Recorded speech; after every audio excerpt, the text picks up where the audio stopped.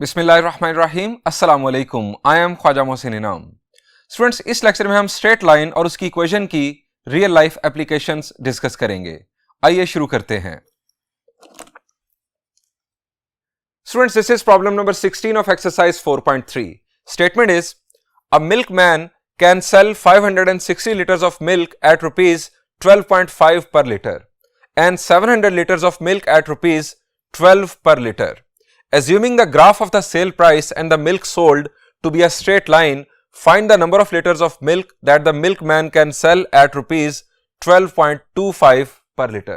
Students, जैसे ही हम ये प्रॉब्लम क्लास में डिस्कस करते हैं तो बच्चे हंसना शुरू हो जाते हैं। कहते हैं कि सर, ये रेट्स अब कहां मिल रहे हैं, इन रेट्स पर दूध कहां बिक रहा है। तो स्टूडेंट्स, ये आपकी पैदाइश से पहले के रेट्स हैं। ये कम से कम 25 साल पुराने रेट्स हैं। हम सिर्फ और सिर्फ इस प्रॉब्लम को डिस्कस करके real life applications basically explore करेंगे स्ट्रेट लाइन और उसकी इक्वेशन की। आप मॉडिफाई कर सकते हैं, आप रेट्स को 120 पर लीटर कर लें, यहां पर 100 पर लीटर कर लें, यहां पर आप 90 पर लीटर कर लें, कोई इशू नहीं। अगर आप कंसेप्ट समझ जाएंगे तो उसके बाद आप किसी भी प्रॉब्लम के मुताबिक उसे कन्वर्ट कर लेंगे। स्टूडेंट्स, आसान अल्फाज में एक मिल्कमैन ऑफर करता है कि अगर आप मुझसे 560 लीटर्स ऑफ मिल्क परचेज करेंगे तो मैं आपको इस रेट से दूध बेचूंगा। कहता है कि अगर आप मुझसे 700 लीटर्स ऑफ मिल्क परचेज करेंगे तो मैं रेट कम करके ₹12 पर लीटर कर दूंगा। अब स्टूडेंट्स, उसकी इस ऑफर के बाद लोग उससे मुख्तलिफ सवाल करने शुरू कर देते हैं। वो कहते हैं कि अगर हम इतने लीटर दूध खरीदें तो फिर आप रेट क्या दोगे। कोई कहता है इतने लीटर खरीदें तो फिर क्या रेट दोगे। यानी लोग अपनी अपनी क्वांटिटीज के मुताबिक उससे क्वेश्चंस पूछने शुरू कर देते हैं। और बाज दूसरी तरफ से क्वेश्चन करते हैं। वो कहते हैं कि अगर मुझे ये रेट लेना है आपसे तो फिर मैं कितनी क्वांटिटी आपसे परचेज करूं। इसी तरह का एक शख्स है कि जो कह रहा है कि अगर मैं 12.25 पर लीटर के लिहाज से आपसे दूध लेना चाहूं तो मुझे कितनी क्वांटिटी आपसे परचेज करनी होगी। अब स्टूडेंट्स, ये इस तरह के बहुत सारे सवाल उस मिल्कमैन के पास इकट्ठे हो गए। वो अब परेशान है कि क्या करे, इन सवालों के जवाब क्या दे। उसने तो सिर्फ 2 ऑफर्स दी थी। 560 लीटर्स के लिए ये रेट होगा और 700 लीटर्स के लिए ये रेट होगा। अब 560 लीटर्स और 700 लीटर्स के अलावा अगर आप क्वांटिटी चेंज करेंगे, क्वांटिटी बढ़ाएंगे या क्वांटिटी कम करेंगे या इन दोनों के दरमियान कोई क्वांटिटी आप मांगेंगे तो फिर आप कहते हैं कि मेरा रेट क्या होगा। या आप रेट की बात करते हैं और कहते हैं कि क्वांटिटी मुझे कितनी लेनी होगी। इस तरह के सवालों से वो मिल्कमैन परेशान हो जाता है। अब वो इसका हल चाहता है। वो फर्ज करें आ जाता है एक मैथमेटिशियन के पास। वो कहता है कि जी ये मेरी 2 ऑफर्स हैं, आप इन 2 ऑफर्स के मुताबिक मुझे कोई ऐसा फार्मूला बना दो कि जिस फार्मूला को यूज करते हुए जो कोई मुझसे सवाल पूछे मैं उसका जवाब दे सकूं। अगर कोई मुझसे लीटर्स में बात करता है कि इतने लीटर्स अगर मैंने दूध खरीदना है तो मैं उसे बता सकूं कि फिर रेट क्या होगा। और अगर कोई रेट की बात करे कि मैंने इस रेट से दूध लेना है तो मैं उसे बता सकूं कि आपको क्वांटिटी कितनी लेनी होगी। यानी वो चाहता है कि हम एक फार्मूला उसे बनाकर दे दें। तो स्टूडेंट्स, हम उसे फार्मूला बनाकर देंगे क्योंकि ये प्रॉब्लम हमारा मैथ्स का प्रॉब्लम है। हम उसके इस डेटा को कंसीडर करते हुए ये एज्यूम करते हैं कि सेल प्राइस और मिल्क सोल्ड के दरमियान स्ट्रेट लाइन का ताल्लुक है। यानी ये जो रेट ऑफ चेंज है ये कांस्टेंट है। जब स्ट्रेट लाइन का ताल्लुक बन जाता है 2 क्वांटिटीज के दरमियान तो rate of change basically constant हम कंसीडर करते हैं। स्टूडेंट्स, इस बात को बेस बनाते हुए हम उसे एक फार्मूला बनाकर देंगे जिस फार्मूला को यूज करते हुए वो किसी भी सवाल का जवाब दे सकेगा। लीटर्स के अगेंस्ट रेट बता सकेगा और रेट के अगेंस्ट वो नंबर ऑफ लीटर्स अपने कस्टमर्स को बताने के काबिल होगा। स्टूडेंट्स, हम इस प्रॉब्लम को 2 तरह से सॉल्व करेंगे। अपने लिए हम 2 तरह से सॉल्व करेंगे। हम उसे सिर्फ फार्मूला बनाकर देंगे, लेकिन मैं आपको सिखाने के लिए 2 तरह से इसे सॉल्व करूंगा। पहले हम देखेंगे इसका ग्राफिकल सॉल्यूशन और फिर उसका देखेंगे एनालिटिकल सॉल्यूशन। तो आइए पहले ग्राफिकल सॉल्यूशन देखते हैं। स्टूडेंट्स, ये हमारा XY प्लेन। स्टूडेंट्स, हम क्वांटिटी ऑफ मिल्क को V से रिप्रेजेंट कर रहे हैं और रेट पर लीटर को P से रिप्रेजेंट कर रहे हैं। हम लेट करते हैं कि क्वांटिटी ऑफ मिल्क यहां पर इंडिपेंडेंट है और उस पर डिपेंड कर रहा है rate of the milk. X axis पर हम लेंगे क्वांटिटी ऑफ मिल्क यानी कि V और Y एक्सिस पर हम लेंगे प्राइस पर लीटर यानी P।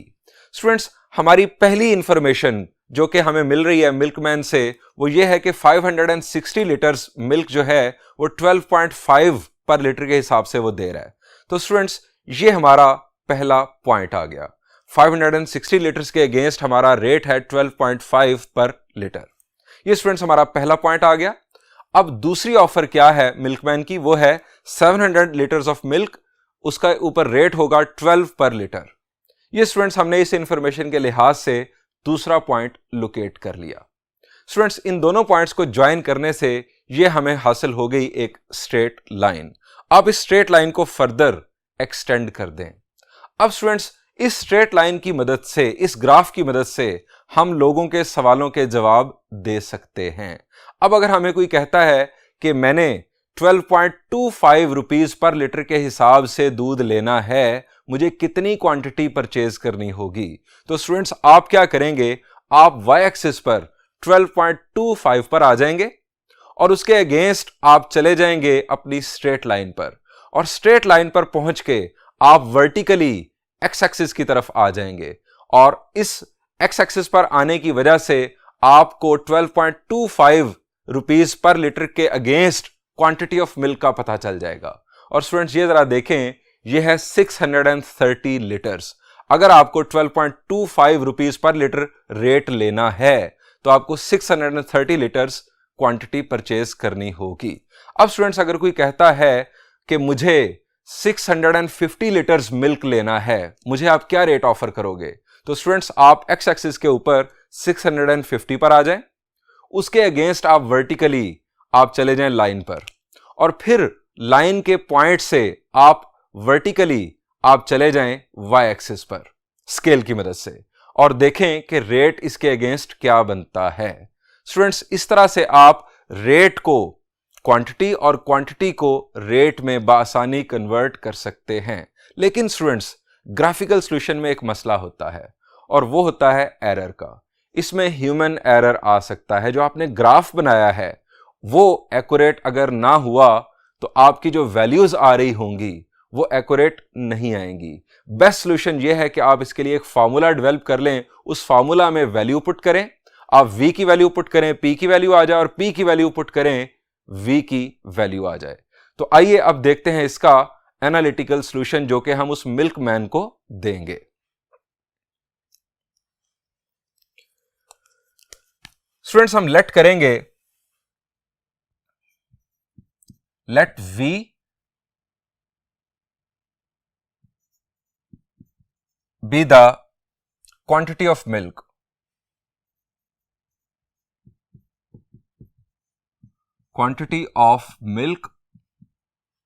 in liters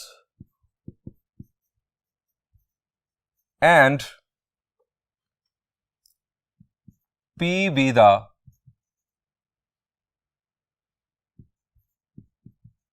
rate in rupees. By given information,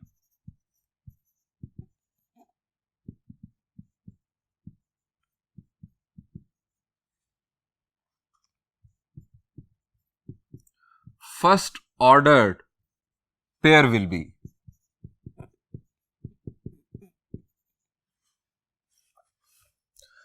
$560 12.5। ये हमारा आ गया फर्स्ट ऑर्डर्ड पेयर। अगर 560 लीटर्स ऑफ मिल्क खरीदा जाएगा तो रेट 12.5 पर लीटर होगा। And second ordered pair will be 700,12। ये हमारे पास आ गया सेकेंड ऑर्डर्ड पेयर। अब स्टूडेंट्स, हमारे पास दो पॉइंट्स आ गए उस स्ट्रेट लाइन के। दो पॉइंट्स आ गए तो आपको समझ जाना चाहिए कि हमें कौन सा फॉर्मूला यूज करना चाहिए इस लाइन की इक्वेशन लिखने के लिए। हमें बताया जा रहा है कि जो ताल्लुक है assuming the graph of the sale price and the milk sold to be a straight line, हमें बताया जा रहा है। सो स्ट्रेट लाइन के हमारे पास जब दो पॉइंट्स आ चुके हैं तो हम इन दो पॉइंट्स की मदद से कौन सा फॉर्मूला यूज करते हुए लाइन की इक्वेशन लिख सकते हैं। The answer is 2 point formula. Students, और कोई रास्ता? अगर आपको 2 पॉइंट फॉर्मूला याद ना हो तो फिर क्या करेंगे? द आंसर इज हम उन 2 पॉइंट्स की मदद से स्लोप ऑफ द लाइन मालूम कर सकते हैं। स्लोप आने के बाद इन दोनों में से कोई एक पॉइंट यूज करते हुए हम पॉइंट स्लोप फॉर्मूला का इस्तेमाल करके उस लाइन की इक्वेशन लिख सकते हैं। तो स्टूडेंट्स, हम यहां पर डायरेक्ट यूज करते हैं 2 point formula. Using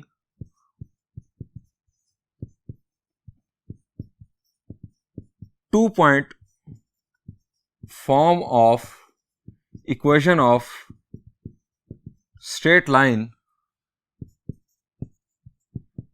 to write equation of this straight line। अब स्टूडेंट्स, 2 पॉइंट फॉर्मूला मैंने आपको डिटर्मिनेंट फॉर्म में कहा था कि आसान है याद रखना। अब डिटर्मिनेंट फॉर्म उसकी क्या थी? x(y1) x1 y1 1 x2 y2 1 is equal to 0। और ये भी अगर आप ये भी आपको याद होना चाहिए कि अगर हम डिटर्मिनेंट का ट्रांसपोज ले लें तो उसकी वैल्यू पर कोई फर्क नहीं पड़ता, यानी आप इन रोज को कॉलम्स बना लें तब भी ये फॉर्मूला दुरुस्त होगा। अब स्टूडेंट्स, इसमें वैल्यूज पुट करते हैं।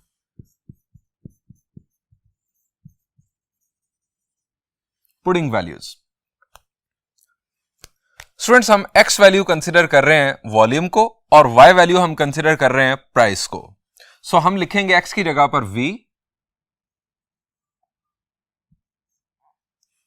और y की जगह पर p, देन 1। x1 y1, आप किसी एक पॉइंट को x1 y1 और दूसरे पॉइंट को x2 y2 कंसिडर कर सकते हैं। मैं x1 y1 कंसिडर कर लेता हूं इस पॉइंट को, कोई फर्क नहीं पड़ता, आप दूसरे पॉइंट को भी ले सकते हैं।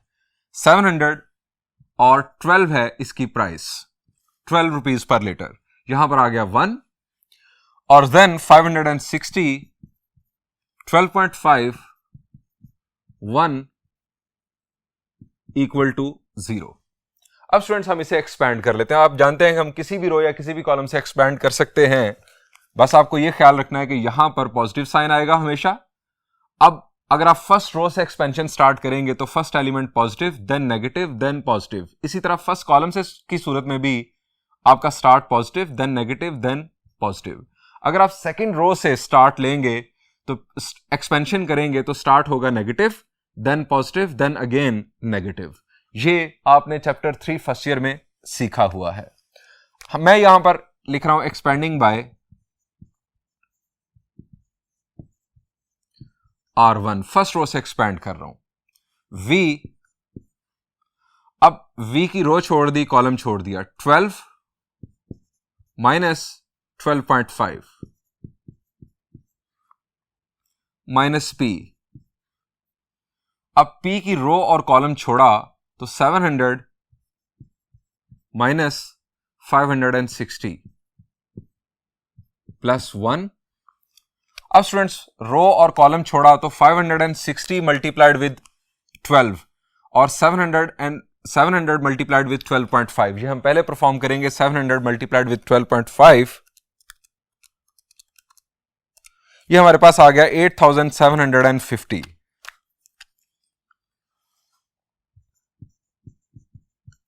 Minus 560 multiplied with 12, this is 6720 equal to 0। अब स्टूडेंट्स, इसे सिंप्लीफाई कर लेते हैं। ये हमारे पास 12 minus 12.5, it will be minus 0.5 minus 0.5 V, यहां पर माइनस 700 माइनस 560 क्या होगा? Answer is 140 P plus 8750 minus 6720, ये हमारे पास आ गया 2030 इक्वल टू 0। ये स्टूडेंट्स उस स्ट्रेट लाइन की इक्वेशन आ चुकी। अब हम दो तरह के फॉर्मूलाज बना देते हैं। मिल्कमैन को दो तरह के फॉर्मूलाज बना देते हैं, एक वो जिसमें V सब्जेक्ट हो और एक वो जिसमें P सब्जेक्ट हो। अब पहले हम बना लेते हैं V के लिए फॉर्मूला। v के लिए स्टूडेंट्स फॉर्मूला बनाने के लिए हम पहले v के साथ जो क्वांटिटी है इसको पॉजिटिव कर लेते हैं, यानी इस टर्म को पॉजिटिव कर लेते हैं, माइनस से मल्टीप्लाई करेंगे तो ये आ जाएगा 0.5v plus 140p minus 2030 is equal to 0। अब तमाम टर्म्स को इक्वल के दूसरी तरफ शिफ्ट कर देते हैं। यह आ जाएगा हमारे पास 0.5v is equal to 2030 minus 140p। तमाम टर्म्स को इक्वल के दूसरी तरफ शिफ्ट कर दिया, 0.5 से तमाम टर्म्स को डिवाइड कर देते हैं। v इज इक्वल टू, जब हम 0.5 से डिवाइड करेंगे तो इनफैक्ट तमाम क्वांटिटीज यहां पर डबल हो जाएंगी। ये हमारे पास आ जाएगा 4060 माइनस 280। अब स्टूडेंट्स इस फॉर्मूला का बेनिफिट क्या है? इसमें v हमारे पास सब्जेक्ट है, आप प्राइस इनपुट करेंगे आपके पास वॉल्यूम ऑफ मिल्क आ जाएगा। यानी अगर कोई कहता है कि मुझे ये रेट आप दो, इतने पर लीटर के, इतने रुपीस पर लीटर के लिहाज से मुझे आप दूध दो, तो मिल्कमैन इस फॉर्मूला को यूज करते हुए वो वैल्यू यहां पर पुट करेगा और वॉल्यूम ऑफ मिल्क कैलकुलेट करके बता देगा कि आपको कम से कम इतना मिल्क परचेज करना होगा। ये स्टूडेंट्स हमारे पास आ गया एक फॉर्मूला। अब स्टूडेंट्स दूसरा फॉर्मूला, हम P को सब्जेक्ट बना सकते हैं। P को सब्जेक्ट बनाने के लिए आप इस वैल्यू को दूसरी तरफ ले जाएं, 0.5v को दूसरी तरफ ले जाएं और फिर 140 से डिवाइड कर दीजिएगा। हमारा यहां पर फिलहाल इस फॉर्मूला से ताल्लुक है क्योंकि हमें बताया गया है एक रेट जिसके अगेंस्ट हमें क्वांटिटी ऑफ मिल्क कैलकुलेट करना है। अब इसमें हम वैल्यू पुट करते हैं, put P is equal to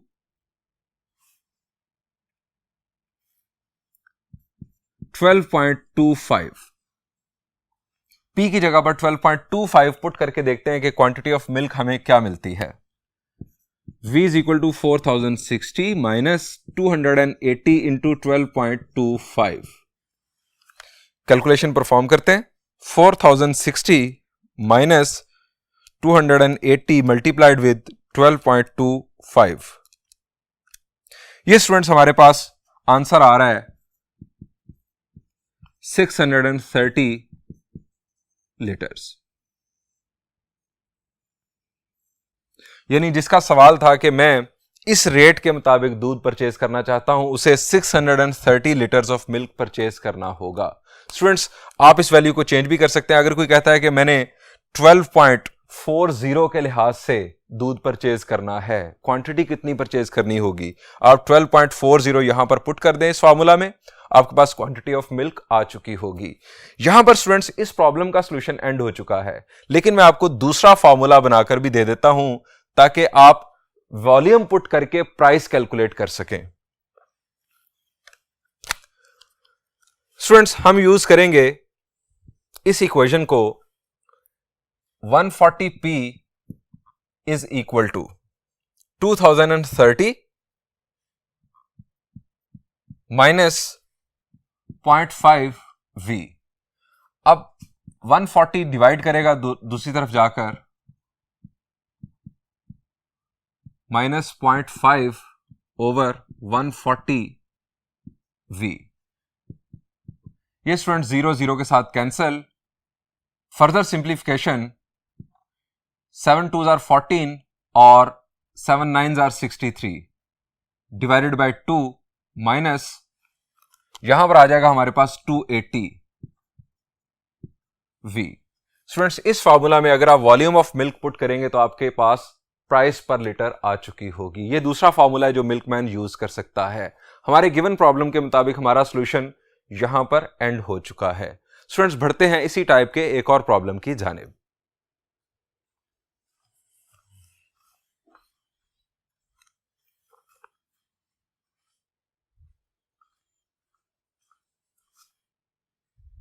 students आपने टेम्परेचर इन फॉरेनहाइट को सेल्सियस और सेल्सियस को फॉरेनहाइट में कन्वर्ट करना फिजिक्स और केमिस्ट्री में सीखा होगा। आपने वहां पर यूज किया था एक फार्मूला, कन्वर्जन फार्मूला। स्टूडेंट्स हम मैथमेटिक्स को यूज करते हुए स्ट्रेट लाइन के कंसेप्ट की बुनियाद पर वही फार्मूला आज ड्राइव करेंगे। स्टूडेंट्स हमारा प्रॉब्लम है problem number 19 exercise 4.3। Statement is plot the Celsius and Fahrenheit temperature scales on the horizontal axis and the vertical axis respectively. यानी हमें x एक्सिस के ऊपर लेना है सेल्सियस स्केल और y एक्सिस पर लेना है Fahrenheit scale. Draw the line joining the freezing point and the boiling point of water. हमें xy प्लेन पर फ्रीजिंग पॉइंट और बॉइलिंग पॉइंट ऑफ वाटर को ज्वाइन करना है एक स्ट्रेट लाइन की मदद से. हमारा x जो कोऑर्डिनेट होगा वो सेल्सियस स्केल होगा और y कोऑर्डिनेट फ़ारेनहाइट स्केल होगा. उसके बाद हमें एक इक्वेशन मालूम करनी है giving f temperature in terms of c. यानी हमें वो फॉर्मूला ड्राइव करना है जिसको यूज करते हुए आप सेल्सियस स्केल को फ़ारेनहाइट स्केल और इसके बाद फ़ारेनहाइट स्केल को सेल्सियस स्केल में कन्वर्ट कर सकें. स्टूडेंट्स, पहले हम देखते हैं इसका ग्राफिकल सॉल्यूशन. ये स्टूडेंट्स हमारा एक्स वाई प्लेन. हमें कहा गया है कि एक्स एक्सिस पर हमें लेना है सेल्सियस स्केल और वाई एक्सिस पर लेना है हमें फ़ारेनहाइट स्केल. स्टूडेंट्स, हमें कहा गया है कि ड्रॉ करो एक लाइन जो फ्रीजिंग पॉइंट को बॉइलिंग पॉइंट ऑफ वाटर से ज्वाइन करे. स्टूडेंट्स, इसके लिए हमें रिकॉल करने होंगे फ्रीजिंग पॉइंट और boiling point both in Celsius scale and Fahrenheit scale. Students, Celsius scale में फ्रीजिंग पॉइंट क्या है? द आंसर इज 0 डिग्रीज और फ़ारेनहाइट स्केल में द आंसर इज 32 डिग्रीज. इसी तरह बॉइलिंग पॉइंट क्या है सेल्सियस स्केल में? द आंसर इज 100 डिग्रीज और फ़ारेनहाइट में 212 डिग्रीज. इस तरह से हमें दो पॉइंट्स मिल रहे हैं. पॉइंट 1 का x कोऑर्डिनेट है 0 और y कोऑर्डिनेट है 32. पॉइंट 2 का x कोऑर्डिनेट है 100 और y कोऑर्डिनेट है 212.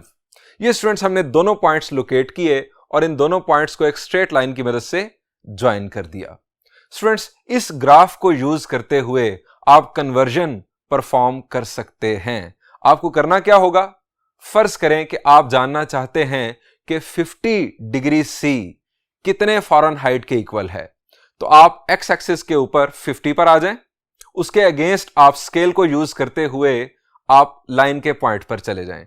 फिर आप स्केल को यूज करते हुए उस पॉइंट से वर्टिकली y एक्सिस पर जाके देखें कि फ़ारेनहाइट वैल्यू क्या है. यह है 50 डिग्री सी के अगेंस्ट फ़ारेनहाइट वैल्यू. इसी तरह से आप अगर फ़ारेनहाइट को सेल्सियस में कन्वर्ट करना चाहते हैं, फर्ज करें कि आप जानना चाहते हैं कि 100 डिग्री F कितने सेल्सियस के इक्वल है, तो आप y एक्सिस के ऊपर 100 के अगेंस्ट आप लाइन पर जाएं और फिर लाइन से आप चले जाएं x एक्सिस पर. आपको पता चल जाएगा कि 100 डिग्री F कितने सेल्सियस के इक्वल है. स्टूडेंट्स, ये तो हो गया ग्राफिकल वे इस प्रॉब्लम को, इस कन्वर्जन को डील करने का. अब हम देखेंगे एनालिटिकल फार्मूला जो कि आप फिजिक्स और केमिस्ट्री में यूज करते रहे हैं. आइए देखते हैं इसका analytical solution.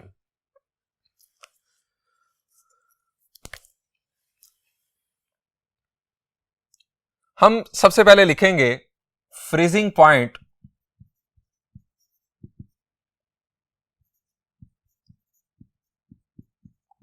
Of water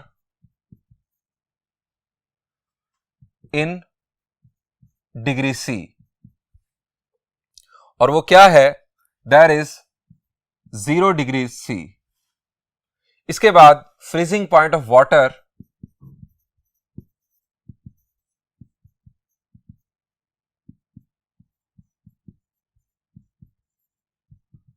in degree F, and that is 32 degree F. By this we have a point P1 that is 0 and 32. 0 degrees और 32 डिग्रीज, ये हमारे पास एक पॉइंट आ गया. Boiling point of water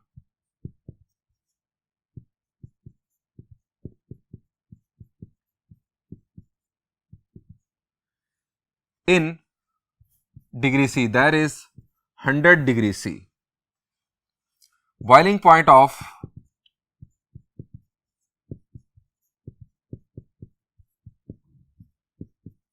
water in degree F, that is 212 degree F. By this we have a point P2 that is 100 and 212 degrees. ये students हमारे पास दो points आ गए। जब हमारे पास दो पॉइंट्स मौजूद हों तो हम 2 पॉइंट फॉर्मूला यूज करते हुए उस लाइन की इक्वेशन लिख सकते हैं यूजिंग 2 पॉइंट फॉर्म।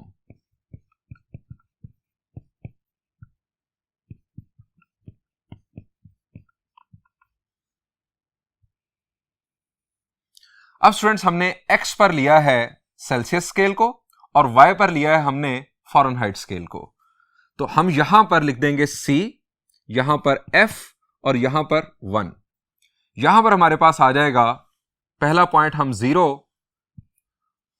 और उसका y कोऑर्डिनेट है 32। देन वी हैव 100 एंड 212, यहां पर आ गया 1 equal to 0। Expanding by first row,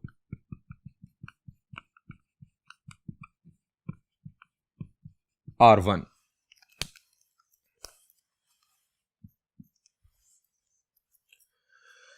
C की रो को छोड़ दिया, कॉलम को छोड़ दिया, ये हमारे पास आ गया 32 माइनस 212 माइनस f की रो और कॉलम को छोड़ा 0 माइनस 100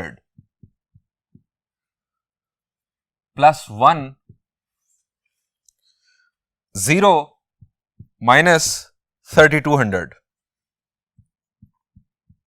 इक्वल टू 0। अब स्टूडेंट्स हमें सिंप्लीफाई करना है और हमें f को सब्जेक्ट बनाना है, क्योंकि हमें कहा गया था कि आप एक इक्वेशन बनाओ expressing f in terms of c। 32 minus 212 calculate करते हैं, that will be 180 minus 180 minus 180 c। यहां पर आ गया minus minus plus, that is 100 f minus 3200 is equal to 0। अब स्टूडेंट्स हमें f in terms of c find out करना है, सो तमाम टर्म्स को इक्वल के दूसरी तरफ शिफ्ट करते हैं।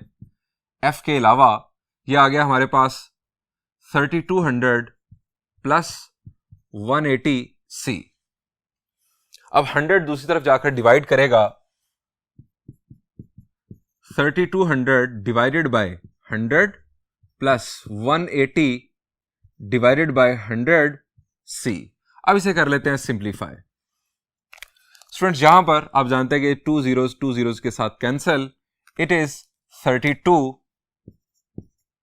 प्लस ये 0 इस 0 के साथ cancel, 9 2s are 18, sorry 2 9s are 18, 2 के साथ कैंसिलेशन हो रही है, 2 9s are 18 and 2 5s are 10, 9 by 5 c। आपने इसे देखा होगा इस शक्ल में 9 by 5 c प्लस 32। स्टूडेंट्स ये हमें फॉर्मूला मिल गया जो सेल्सियस स्केल को फ़ारेनहाइट स्केल में कन्वर्ट कर देगा।